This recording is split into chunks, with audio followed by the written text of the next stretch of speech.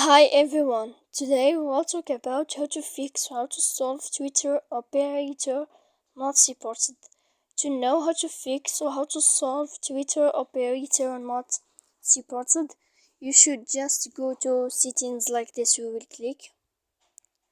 After that, in this page, you will go to apps, default apps, app settings. When you will see this list, you will go down to find the application of Twitter and you will enter. When you will see this page, you will go to click for stop. After that, sorry for that mistake. After that, you will enter to storage.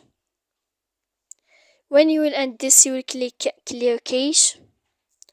Then you will go to click clear data. And when you will end this, you can turn off your Wi-Fi.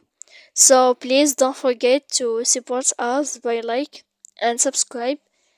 See you next time.